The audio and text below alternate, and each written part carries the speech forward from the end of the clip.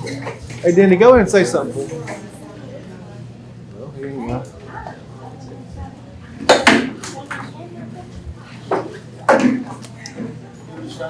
That's good. That's good. Thanks.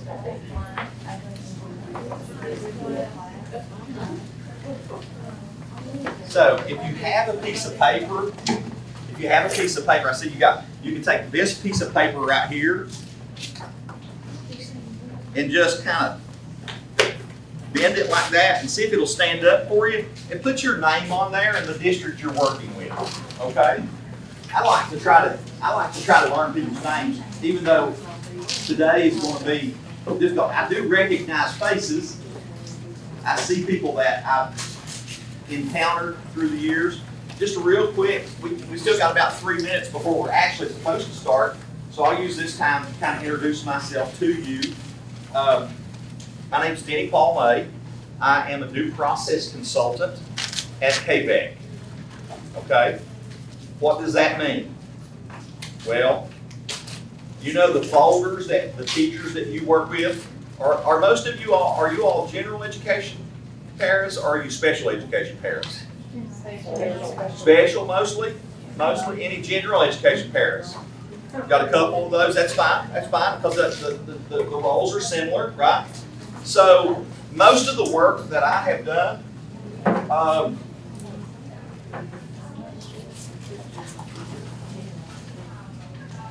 I'm loud, so. Most of the work that I've done through the years has been involved with special education. I'll just quickly tell you about my family.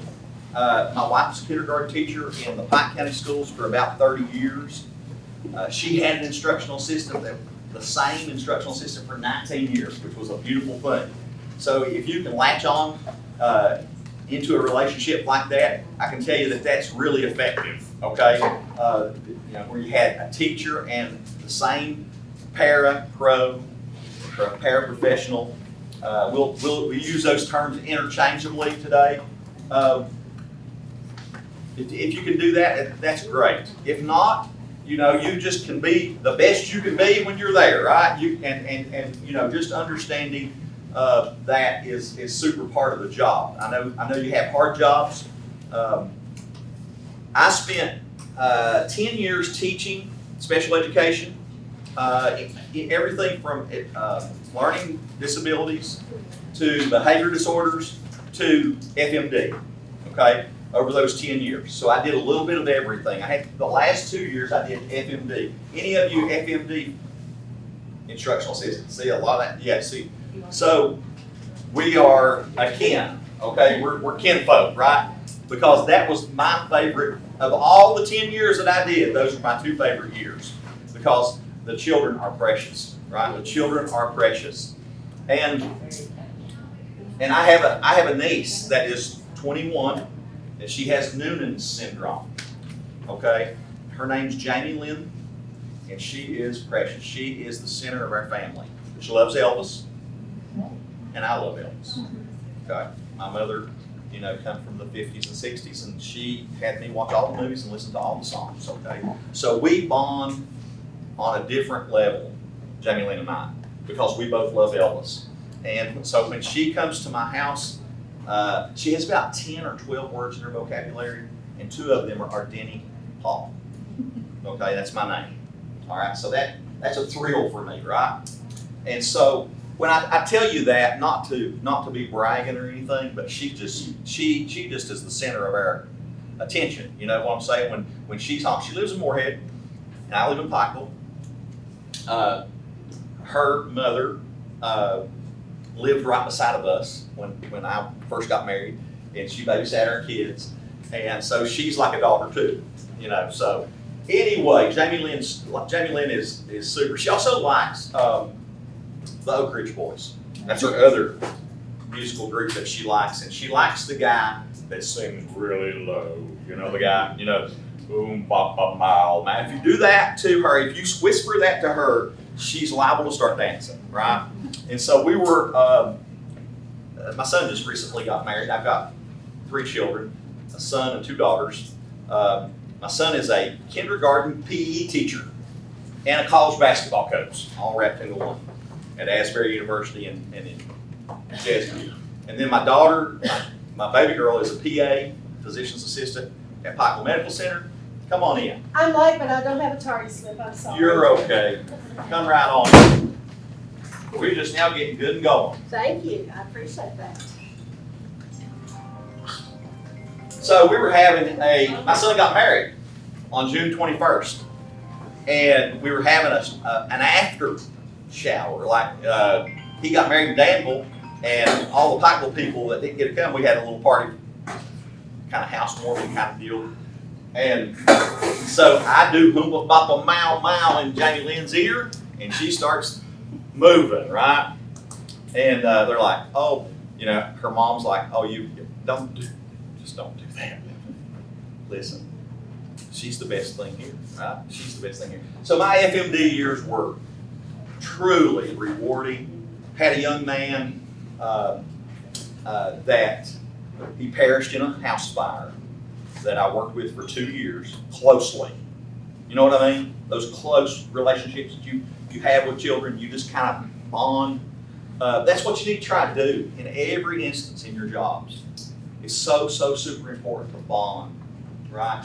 And that's what really matters in the end, right? That's what really matters, that you were kind, that I was kind, and that we see that glass as being almost full, not empty, right? That's the most important thing I can tell you today, okay? Be kind.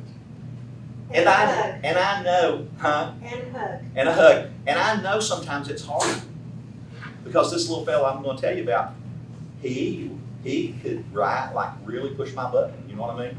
He could really push my button. But then he would want to call my wife on the phone, okay? And he would say, he had this, and that meant he wanted to call my wife and talk to her, And he wanted to go home with us, right?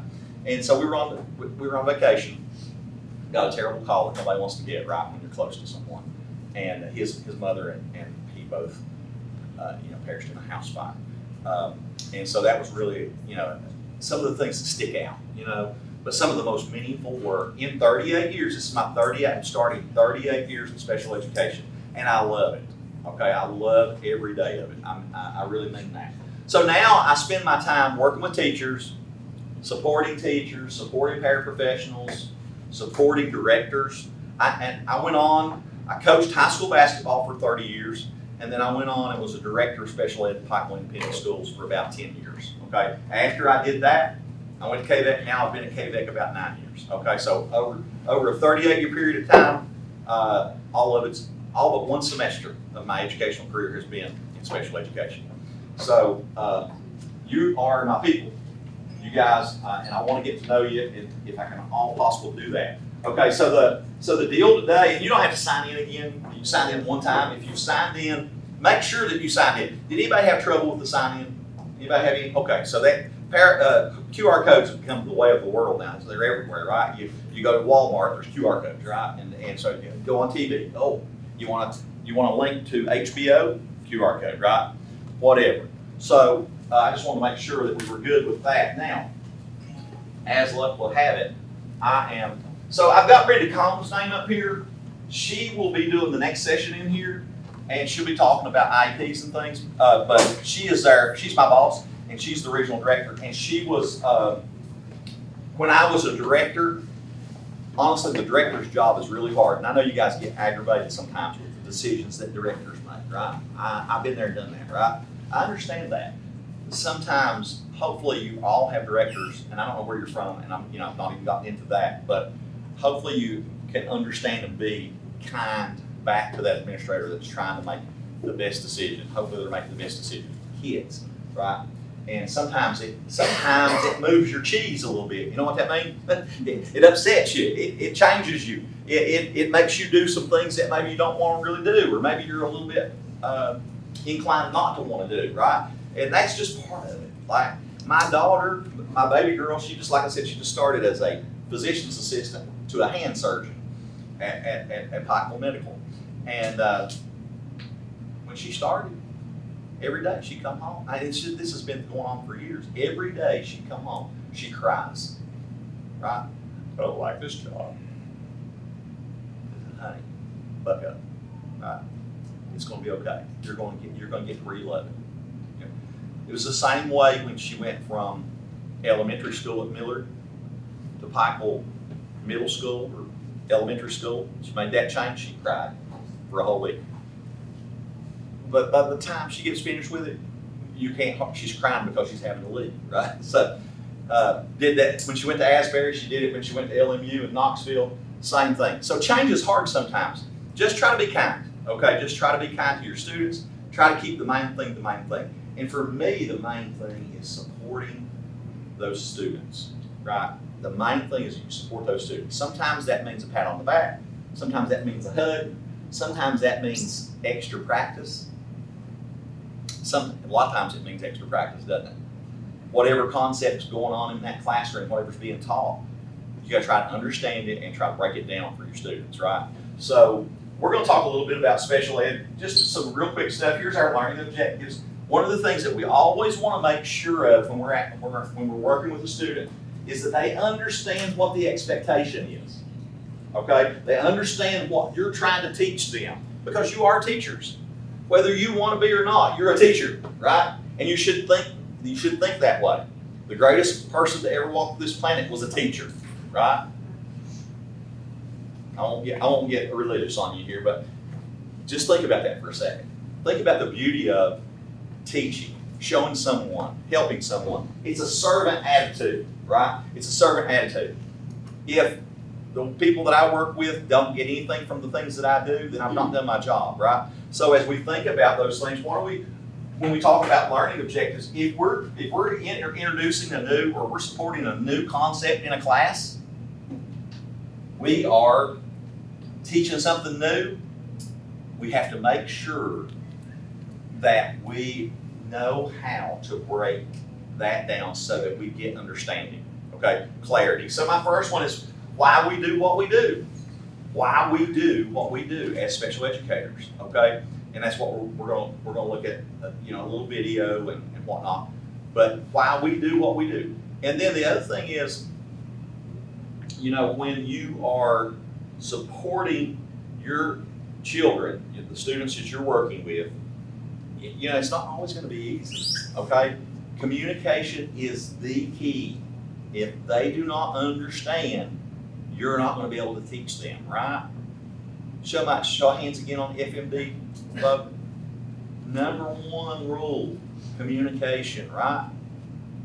I'm sure you've worked with students that only have 10 words in their vocabulary, like my Jamie Lynn, okay, or 12 words in their vocabulary, right? So you've got to figure out a way, with the help of your teacher, how can we communicate so that we open that curriculum up? What's the other things? Just think for a second and have a conversation with your elbow partner. If you don't have one, you can walk across the aisle, okay? All right, so think about what are the other things that communication does for students that you work with? What are the other things? So elbow conversation, don't be afraid, just share, okay? And then I might call on somebody. Ooh, no, Lord, no, please don't do that, right? I might call on someone, okay? So if you don't have an elbow partner, I'll come back to your elbow partner. So.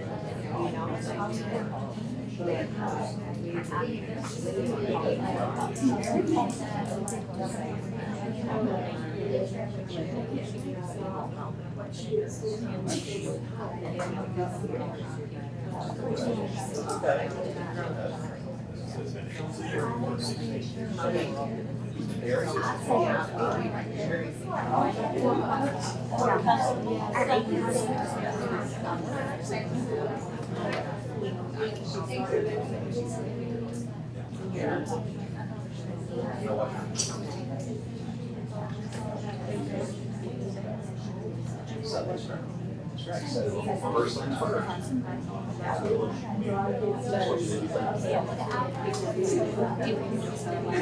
Just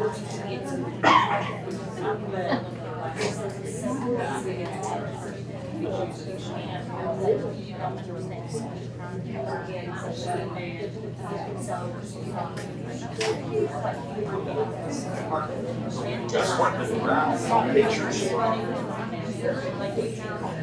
Devices. Choosing.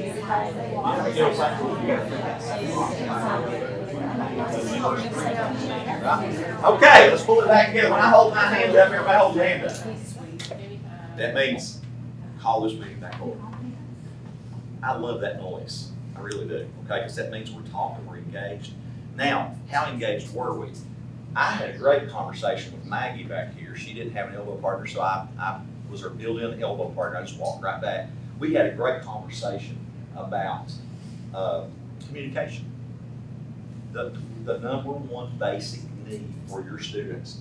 And even those students that have disabilities, you might think because they talk that they're getting it, but they may not be. You have to check for it, right? You have to check. So let's keep the main thing here the main thing. There's about 3 reasons why students need to be taught to communicate. Number one, if they don't have any words in their vocabulary, you've got to find an alternate way to do that, right? So don't let your student that you're assigned to, no, wait a minute, you're not assigned to a student, you're assigned to the classroom, right? You're not assigned to a student. We don't do that, right? So, but those people that you work with most consistently, let's say it that way, that they are communicating, that they're understanding, that the curriculum, that's the number one, that's the number 3. The curriculum's getting in. What's number 1? What were some of the things that you all thought? Did you all have, why would you want to be able, what are some things that need to be done for those students so that if they can't communicate, what do we need to know about them? Learn their type of sign language. Yes, we have to figure out a way, right? We have to figure out a way. And then, what is like there's this triangle of need within school. And when kids come into school, lots of times their basic needs have not been met. You seen these kids, right? Their basic stuff, they haven't met their basic, like they're hungry. Maybe they haven't had the hygiene taken care of, right? So we have to be kind in that situation, right? We have to go back to our kindness. And we have to say, and then we got to meet those needs first. You cannot teach anyone anything if their belly's hurting. Because their belly hurting is more important to them at that point, and getting that belly straightened out is more important than anything that you're talking about with your ABCs. See what I'm saying? So number 1 is going to be, we're going to get those basic needs met. Think about it. If you can't tell me that your head's hurting, I can't help you. Right? Does that make sense? So number 1, we want to get those basic needs met so that we can teach. Then the other thing that I think is second on my thing is, what about belonging? That's on Maslow's hierarchy of needs. What about belonging? What does that make you think about? What does that make you think about? Yes. Were you on a team when you were growing up, or in a group? Part of something, Yes, they or want to be. somebody wants them or needs them, or like they feel important. And if you can't communicate, is it hard to be part of? Yeah, because meaningful relationships are very difficult if I can't talk, if I can't go back and forth with you, right? So those 2 things, those are basic, right? And then when you get those 2 things going, and you start to open those words up, and you open those vocabularies up, whether it be with an iPad, whether it be with a picture board, whether it be with whatever you've come up with, to get that information going back and forth, then we can start teaching. Does that make sense? So the basics are, can I communicate and get their basic needs met? Wouldn't it be terrible if you worked with this kid all day long and he hadn't had anything to eat for 48 hours? You had no way of knowing. He came in on the weekend, he didn't eat from Friday till Monday. It happens. So kindness, hugs, communication, huge in what you do, okay? Make that the main thing. Okay, make that the main thing. Now, sometimes you want to strangle them, right? Sometimes they make you so mad you could pop, right? But you gotta love them first. Nothing good happens if we don't first create that relationship, okay? Now, we also have to be professional in our relationships, don't we? We have to keep a certain professional distance. And that's huge in the schools, okay? That's huge, that's kind of the elephant in the room, kind of so to speak, sometimes. We have to make sure that our communication is about what it needs to be about, which is education. That's why we're there. The point of that kid being in school, what is it? Say it again, say it loud and proud. Learning. And if I did it in here, I'd say, I had an old teacher one time and I loved her. Her name's Denny Archer. And she would say, this row, say learning. Say it with me. Learning. Learning. And more learning. Right? That's what she would say. That's what she would say. Let's do it again. We could do better. I'm going to get a little bit louder. Learning. 1, 2, 3. Learning. And more learning. More learning. Right? So that's the reason they're there. But until we can communicate and until we can let them know that we care about them, they're going to have a hard time with us. Right? So that's some of the reasons why we do what we do. Okay, let's watch this little video here because I've talked enough now. Let's see if we can get this to play. So who knows who this is? Some of my folks that are in my age group. Who is this? Yes, it's John F. Kennedy, right? Yeah. We know. Do you know what happened to John F. Kennedy? He was assassinated. He got assassinated in 1963. Do you also know that he had a sister Yes. that was severely handicapped that they performed a lobotomy on because they didn't understand disability? And he was very, very, very, very in tune. It was a volatile time in the 60s.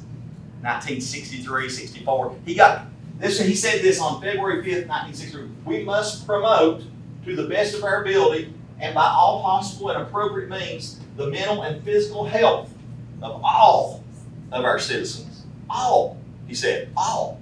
That means those FMD students are just as important as the valedictorian. Okay? And the valedictorian is just as important as the FMD, right? That's what we're talking about. And so, John F. Kennedy himself had a learning disability. He also had a physical disability after he was in World War II. He got a back injury, right? And he had terrible, terrible pain with his back. So let's watch this video, and you might be surprised. I hope it plays the right video. Sometimes you know how YouTube is. So if you hear something you're not supposed to hear, just cover your ears, okay? Because I really want you to see this. Maybe. See, I knew if I said that.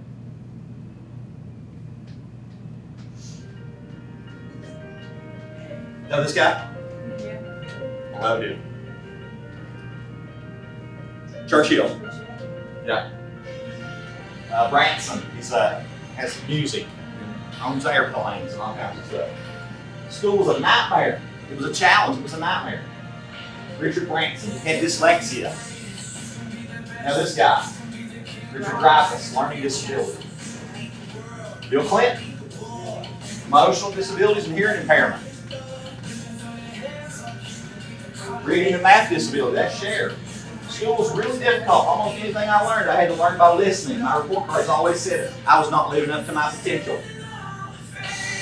You see, obviously, this is a young guy. I don't know him as well. James Durbin, he has autism. Work with kids with autism. Ricky Williams, football player of Miami, emotional disorders. Of course, Stephen Hawking, one of the brightest individuals on the planet, physical disabilities. My advice, concentrate on things your disability does not prevent you from doing. Now, let's get that off there as quickly as we can. Back to the presentation. What did you think about when you watched that? Think for a second. Turn and talk to your partner. Turn and talk to your neighbor. What did you think about?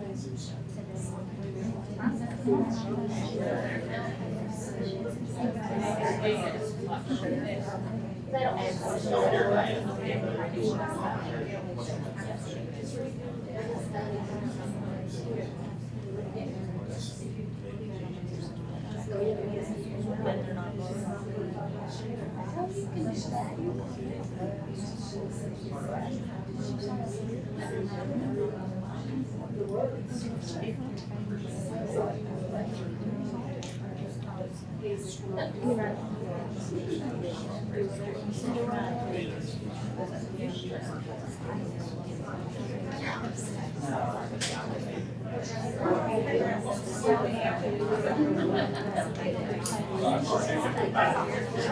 Okay, let's pull it together. Look. Come on now, everybody participate. This is a tool, right? This is an engagement tool. Now, let's do some teacher talk here. You guys are teachers, okay? You're teachers. Believe that, you're teachers. Now, you say, well, they're not paying me like a teacher, but you are, and you embrace that, right? Teacher talk right here. Why am I having you all talk to one another? Why am I having you think about things? Why am I having you write some things down? Why? Because that's how you learn, right? You want to have a variety. So when you work with your little guy in the small group, or you got a small group together, make sure that you're not doing all the talking. Okay? Make sure that you're not doing all the writing. Make sure you're not doing all the reading. Make sure that those kids are responding. The higher level of response that you get from the kids on the topic, the learning goes through the roof. You hear what I'm saying? So plan your activities that you do with your kids in small groups around. Can I get you to write something? Can I get you to read something? Can I get you to say something? Can I get you to talk to your neighbor and then share? And can I get you to add to what you wrote down from your neighbor to make your answer better? Can you all work together to make your answer better? You see what I'm saying? So that's why I'm having you talk. Now I want to hear from you. I heard you say something as I walked by, and I heard it, but I kept on walking. Now, why am I walking and talking? Why am I, as the teacher, walking and talking? Because I want to see if you're engaged, number one, and number two, I'm going to hear what you're saying, and I'm going to be able to make a judgment on your understanding of what the topic is. So what did you say? You said something right off the bat. You said that's kind of... It's shocking. It's shocking. She used the word shock. I heard that, right? So why is it shocking? Because you would have never guessed that they had a disability. Share. Yeah. Sonny and Cher, you know? Yeah. She was really, really shy. A lot of people don't know that about her, but I'm a huge rock doc fan, right? On Saturday mornings, I love to get up, turn it on reels, and watch those rock docs, right? And so I know everything about Steve Perry and all those guys. I try to act like sometimes that I can sing a little bit, but it's bad. So, shocking, she says. What did you think? What was your thought? What was your first thought when you saw President John Kennedy and President Bill Clinton in that group, and Winston Churchill? You never would have thought by just looking at them that they had a disability. So you can't look, can you? We got to throw those biases away, right? We got to just take, and we got to work, and we got to create relationships. You can't lead people, and you're leaders too, okay? You're teachers, you're leaders, you're paraprofessionals. And I love that word professional, because you are a professional. And so what I want to say to you is, you can't lead people until they understand that you care about them, okay? You cannot lead people until you can get them to tell you what their vision of where they want to be in a few years. That's one of the first things you should do with your kids, is you should say, hey, where do you see yourself next year? Where do you see yourself at the end of this 4 years? Where do you see yourself next after you graduate? Because that's a big part of special ed, isn't it? That's a big part of what we do with students with disabilities, is trying to get them ready to transition to that next phase of life. It's mandated. It's mandated. If you're any high school paraprofessionals in here? Anybody high school? You're a high school paraprofessional. So one of the things is transition. It's all about what are you going to do after you leave us? So we got to get them ready, right? And then you elementary and middle school folk, you're thinking about that too, because you can't start too soon on that. I'll tell you a quick story about my daughter. I want to be a vet. I love dogs and cats. I do too. I got an 18-year-old calico in my house. Her name's London, and she thinks I'm her person, right? So she aggravates me to death when I get home, right? She's right here. the whole time, but I love it. She went to be I want to be a vet. I want to be a vet from kindergarten. I want to be a vet. I'm going to be a vet, Daddy. Okay. So you know what I did? I said, if you really think that you want to be a vet, first thing you got to do is you got to work at the vet office this summer. I don't want to do that. I want to do this and this and this. No, I ain't got to work at the vet office. So she went to the vet office. At the end of the summer, you know what she said? I don't want to be a vet. I don't want to be a vet. That's too much. I don't want to do that. Right? So you start having those conversations with your kids. What do you think you want to do? Are you sure? Do you know what all this entails? She came away saying, golly, that's like being, you have to know every part of every animal, right? You have to know how to perform surgery. You have to know how to do preventive care. You have to do all. So she was like, okay. So then she restructured. She went on to school, got her biology degree. She knew she wanted to do something medical. She ended up going PA, and she's a mid-level provider, whatever that means, right? So she's really exceeded any of the expectations I had for her. She's done great. So, but she's what she wasn't sure. So what's the lesson there? Keep working with the kids, right? Keep working with the kids. Keep working with the kids. Keep working with the kids. Put them in situations. Make sure, right? Put them in situations. If you can help them get internship, put them over there and let them do it. That's how you learn. You learn by doing, right? You learn by doing. Okay, so let's move on.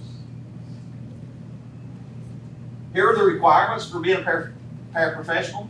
This is a little bit nuts and bolts stuff. Really quickly, you have to either have completed 2 years of college, hold a high school diploma, and meet one of the following: 2 years of college, have an associate degree or higher, or pass the Kentucky Para Educator Assessment. Anybody facing that as you're headed in? Anybody having to take this? Who's taking that assessment? Anyone? Yeah, good. You've done well because you're here, right? Great. That's awesome. Okay, so I just want you to be aware of that. So that you can help. Now I want to do some things for you. We have a ton of university partners here today. You see them out in the hallway down there? If you have an associate's degree, they have programs whereby you can go get 2 years, boom, right? Or you can go get an associate. If you don't have an associate, let's say you went an alternate route and you're doing the job you're doing, you can go in and get that 2 years, and you get 2 more years, and you can be a teacher, right? And I see you smiling back there. I think I'm ready for retirement. You're not. Actually, I would have a. Where you were? You work at Floyd? Yes. I've seen you before. I know I have. Maybe it was last year, but I'm thinking that. What? No, I go to Cornerstone Christian. My son's going to the recent religion. Yes. Well, Asbury Met, yeah. We love it. Both my kids went there. Or 2 out of 3. 2 out of 3. Listen, I went back to school 2 years ago. Okay, and I'm bearing down on 60. Okay, so don't say. Got to have purpose, right? Got to have purpose. Got to keep fighting. Got to keep slugging. So you got a lot of time left. Right? Yeah. So okay. So I linked this paraprofessional Q&A, and then if you're wanting to help a friend become a paraprofessional, on KDE's website, you just go on that website. That Q&A is there, and then there's a study guide in there too that's linked to this. And I can send this to your directors and let them have it, and they can share it with you. But there's a study guide in there for people that are trying to pass that test if they're wanting to work, right? So I just want you to be aware of that. Okay, that's why I threw that in there. Because some of this stuff needs to help you, right?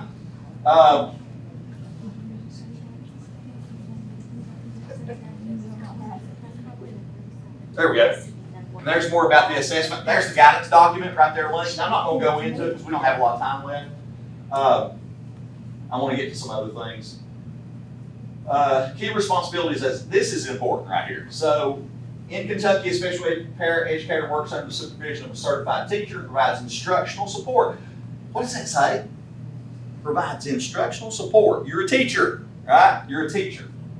Working one-on-one or in small groups with students with disabilities, that's one of your responsibilities. Assisting with behavior management, man, that's tough, isn't it?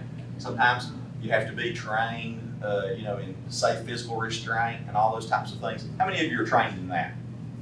Yeah, so God bless you is all I can say, right? It's tough sometimes. And believe me, I faced it, okay? I worked in that FMD classroom, and the little fellow that I was telling you about, he could get riled up from time to time. We still loved him, right? We still loved him. He wanted to go home with us, right? My teacher and I had to take it, I work in preschool. Okay. We had to take that training because we had a child that when he had his nose, he would just flop in the floor like a rag doll. And we were afraid he was going to For himself. hurt himself. So we had to get trained in that, to know how to hold him properly, And it's good training, to isn't it? not hurt him. It's good training. It's long training, but it's good training. It's hard training. Yeah. I used to have to get it organized for my staff, okay? And I went through it a couple times with them. And it was always, we always had fun with it, but it is a lot. It is a lot. So just be aware of that. Helping with speech. Occupational therapy, OT, you know what that is, fine motor stuff. Where the kid, is having trouble with the pencil or whatever, or having trouble with the keyboard. And then you got your physical therapy, which is your gross motor task, those large muscle movements where the kids have maybe a problem with the gait or their balance is, less than. So those are all things that you do. And then supporting inclusion in general education settings as needed. How many of you go into co-teaching settings? By show of hands. Anybody do co-teaching, or are you just in resource rooms and whatnot? I've done both. You've done both? Okay, yeah. So, if you go into co-teaching settings, you have to really connect with that general education teacher and be in tune with what's going on and help support that as much as possible. Another thing that you do that's probably not on this list is those accommodations, okay? Understanding the difference between accommodation and modification is huge, okay? An accommodation is a tool that helps the student access the learning, okay? Let's say that again. An accommodation is a tool that accesses the learning, okay? It helps put the student on a level playing field. If you do a modification, you're changing the curriculum, okay? You're changing what's expected to be learned. With an accommodation, the learning expectation is the same. A modification lessens what's expected to be learned, okay? When we talk about modifications, typically modifications for a curriculum is only for our 1% students that are on alternate assessment, okay? So just keep that in mind, the difference between accommodation and modification, because sometimes those are used interchangeably, and it is confusing, isn't it? Okay. Anybody else want to share out any of the responsibilities that you have that are different from the responsibilities that I've included on the slide? I see smiles. Probably do a lot of different things, I don't do you? potty training. You do potty training. How about over here? What do you all? Anything different from up here? Not much? Not really, no. Not really? Okay. How about you? I saw you. No? No? Anybody else? Anybody else? Do anything that's kind of for the good of the group that might be around the corner, we might have to get ready for, right? We have a child that has, he has dwarfism and a whole slew of medical problems. Yeah, And we yeah. have to keep track of his sugars and things like that. Oh, yeah. Yes, so the medical piece. Yeah.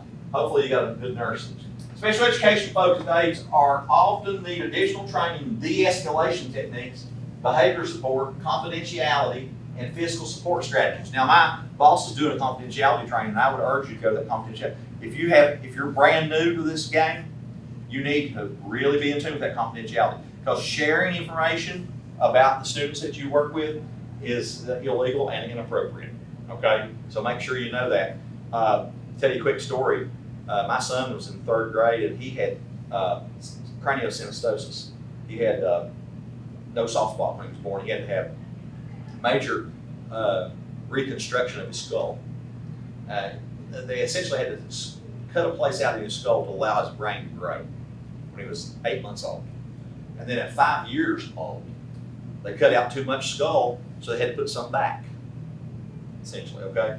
Well, he was in 3rd grade, and the teacher, he didn't turn an assignment in. and I wasn't aware of it, but we'd been on a trip for basketball, okay? And we go to the local food city, and I run into her, and she doesn't say anything to me, but then we also run into the preacher, and we both go to the same church. And she forgot, evidently, that I was in there. She's in that next aisle over, and she's telling the preacher all about my son, who she's essentially saying he's lazy and didn't turn his assignment in. I would urge you not to share too much about your students, okay? There are protected pieces of information, okay? It's super, super important that you don't do that, especially those things like, my child has a disability. I'm working with this kid over here. This is his name. Or you talk about it on Facebook. You see what I'm saying? You can get yourself in a lot of hot water. So be careful with that. And if you're brand new, I would highly recommend you go listen to Brenda this afternoon. Okay, Brenda Combs. She's in 103, I think it is. Okay. So there's some alternative career pathways to becoming a teacher. And like I said, we've got partners out here. We tried to do this for you guys today. We wanted you to feel special, and we wanted you to have a great kickoff, okay? At KVEC, we really value what you do, and we know you have hard jobs, okay? So I had an activity. How much time have we got left in here? Y'all counting down the minutes, I know. 15 minutes still? 15 minutes? Okay. So,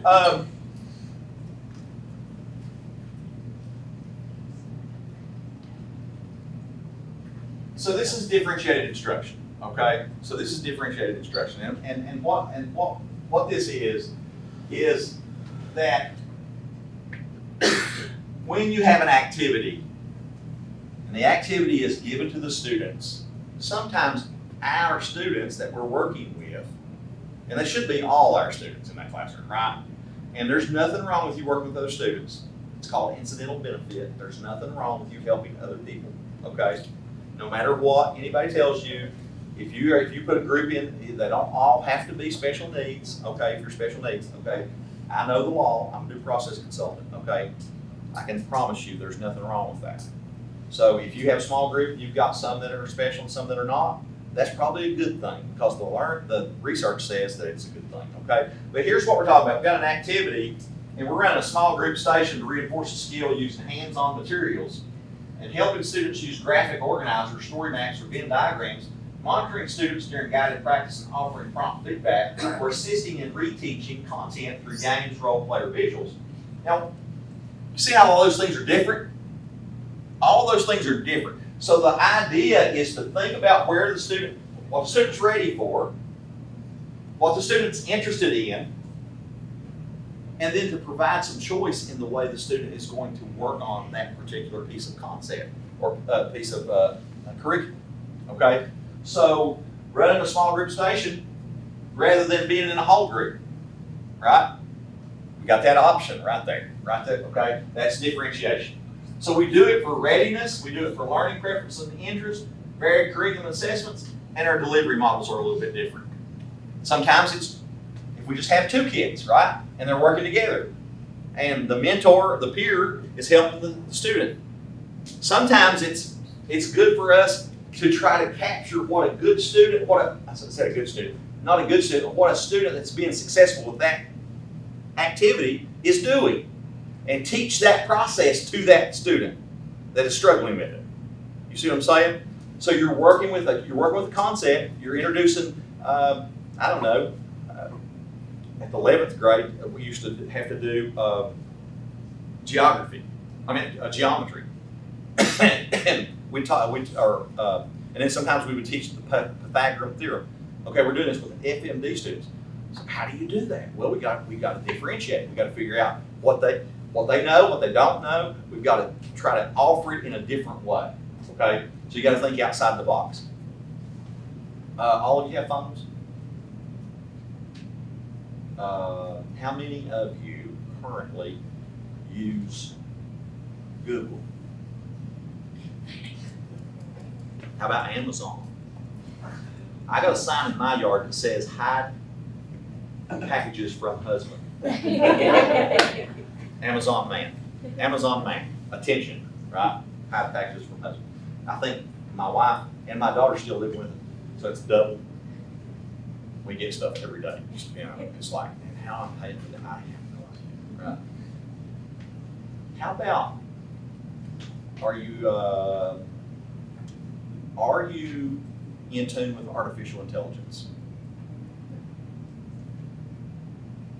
Okay. Now, here's what I want you to do. Here's what I want you to do. I want you to get your phones out. You can use your phones, and I want you to Google differentiated instruction. Okay, I want you to Google it.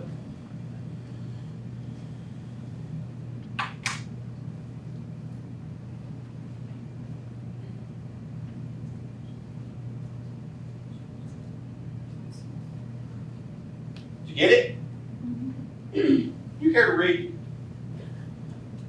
Kim Smallwood from Lee. She now has the floor. All of it? Yeah, I mean, yeah. You want me to read it? You want me to read it? Go ahead. Differentiated instruction is an approach to teaching that involves tailoring instruction to meet the diverse needs of all students in a classroom. Oh, there's your definition. Now, I'm gonna show you a little something. If I can get it to work. It may be blocked here, because some people don't like to use this. But let me see if I can escape this and go right here. Big great. Good job, Ken.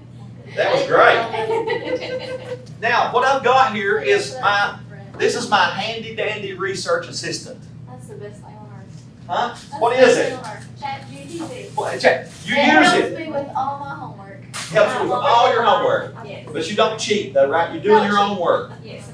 I just I wanna take it make sure and add that a you're- grain of salt. I wanna make sure that you're ethical. Yes. Okay? It Now, does help though. here's what I'm gonna say to you though. Look here how many prompts I have in here, right? I use it every day. And here's what I'm gonna say to you. If you think you can't find a different way to teach, I promise you this thing will give you different ways to teach. Okay? So I'm gonna say, give me, if I can type, give me a differentiated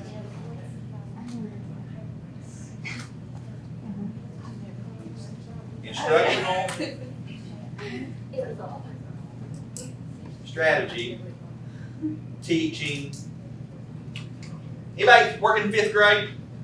Anybody working in 5th grade? 6th grade, middle school, 4th grade? Anybody have reading problems? Main idea? Main idea is hard. That's what I'm going to use. Teaching main idea. Now watch this. Watch how quickly this will. Chat GPT. Yeah, Chat GPT. Woo, Lord, have mercy. Students will identify the main idea. Now look here, look at the good stuff. And look how quickly it did it. Group 1, we're concerned about readiness. They're below grade level. Use level text or adapted passages. So you're going to find a level text, you're going to break down that text into text they understand, right? Or you're going to find a lower readability. Well, where in the world did I get that? I don't have any level text. Okay, so here's how it builds on things. That's as far as we're going to go. It also does teaches you how to use graphic organizers, because teaching kids how to use graphic organizers is more important than giving them one. Are you hearing what I'm saying to you? Teaching them to use a calculator is more important than giving them a calculator and telling them to figure it out on their own. You got to teach, right? So using level text or adapted passages, well, I don't know what that is. Well, that's what the machine says. Okay, I'm like a mad scientist up here. I'm probably that person that like teaching the important. So all this new math, all this new stuff they're teaching, why it should be important that they get the right answer and show them the way to do it. Why is it so important to teach them like a whole complicated way versus just a simple way? I don't know. These kids can't do half the math themselves. They make it so complicated. And parents don't even have to do it. Yeah, I hear what you're saying. 'Cause I hear that all the time. That's I hear that all the time. Now, the first thing I had a roadblock because I didn't have a level text, right? So what's the next thing you do? You gotta think, what do I need? What do I need to accomplish this readiness activity? The kids below grade level in reading. How many of you work with kids that are below grade level in reading? Everybody in here, right? I've done it, you've done it. Okay, so here's what it says.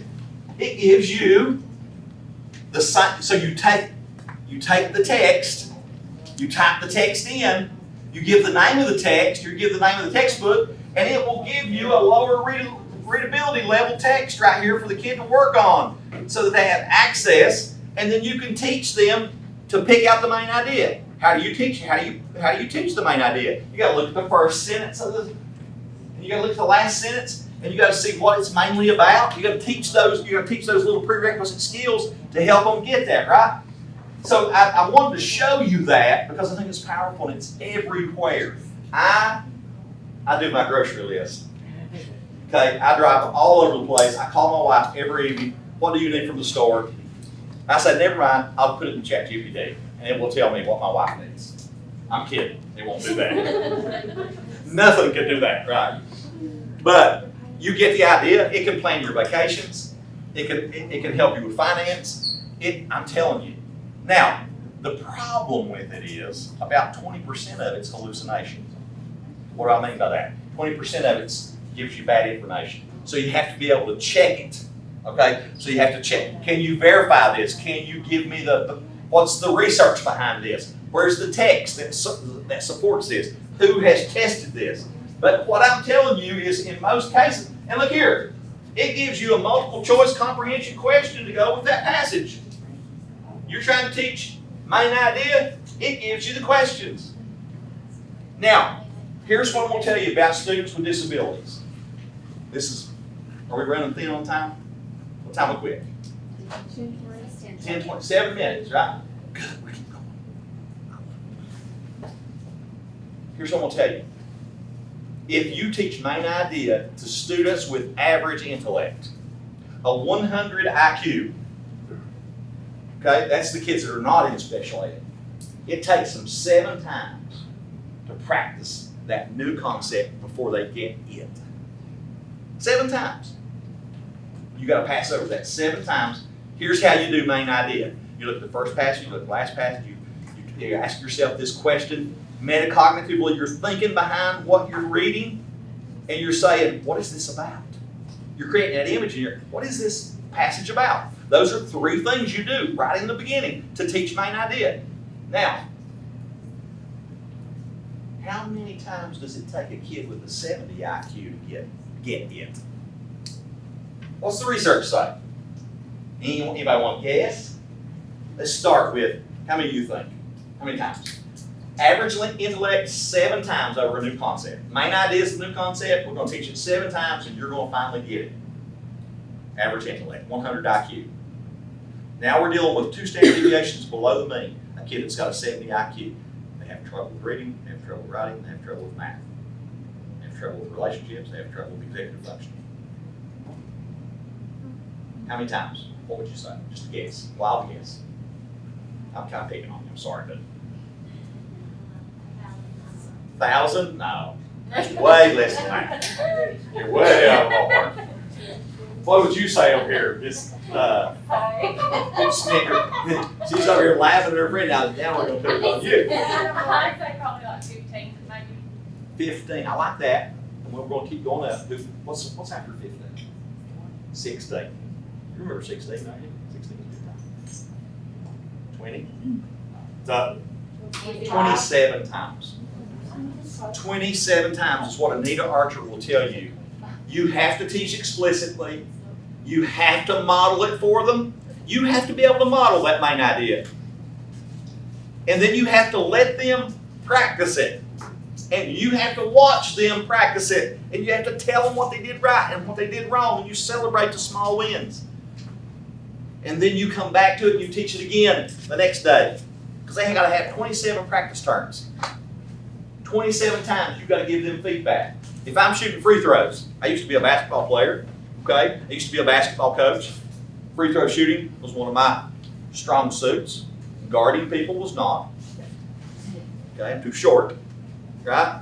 I thought I was going to make it to the NBA, but Mom decided to be 5'2", right? Dad was 6'3". Everybody thought I was gonna be bigger, but it didn't happen, right? Got the small genes. Now, if I go in the gym, I've been in a slump. Reed Shepherd, Trent Noah, been in a slump. Kentucky fans, been in a slump. How do I get out of my slump? I gotta practice. Everybody says the only thing that really gets kids better is practice. But not just practice. It's gotta be under the watchful eye of someone that knows what's going on and that can help the student get it right. Okay? So if I go in and I shoot 100 free throws on my own, nobody else in the gym, I have to be cognizant of the mistakes I'm making mechanically. And if I'm making a mechanical mistake, if I'm turning my hand like that, you guys know where the ball's going, right? It's going over here. It's going to hit on this side of the rim. It might hit the side of the backboard. So if I do that 100 times, that doesn't improve me, does it? But if I go in there and I do it and I turn it one time, they say, "Oh no, you're turning your wrist, or you're not opening the window. You're getting right here and you're stopping. You can't see the rim. You're not following through. You're not reaching into the cookie jar. You're not getting up on your toes. You're not letting it all work together." Those are the things you need to be doing for your kids, right? Those are the things that you need to be doing for your kids. So if we're doing main idea, you got your, hey, that thing comes on the phone too. Look here, I'm gonna show you. That's on your phone. You don't have to have a computer type. You don't have to be on a computer. Right here it is. See that thing right there in the corner? Chat GPT. You can just ask it whatever you want to ask it. And it will spit out whatever you need spat out. Is that a word? I don't know if that's a word or not. Now, are we in this to help kids? Are we here because we're going to be good teachers and we're going to have good relationships and we're going to help kids communicate and we're going to teach main idea? That's the thing we got to do. And we got to figure out how to differentiate. It's not hard now. We got an assistant. We don't have to do the work. We just tell the assistant to do it for us. And it will do it for us, and then we apply it. But the main thing is you model, you practice, you feedback, you model, you practice, you feedback. Now, the last thing I want you to get before you leave, last thing, and if you don't get anything else on it, I want you to hear this. Kids with disabilities have memory issues. And if we live long enough, we're all going to have memory issues, right? Does everything come to you like it used to? No. For none of us, right? I used to be able to remember my phone number. Short-term memory, long-term memory, it goes to my long-term memory. 7 digits is about all you can remember. 353-7088. 353-4216. We live in 3 or 4 different locations. My dad moved around a little bit. Right?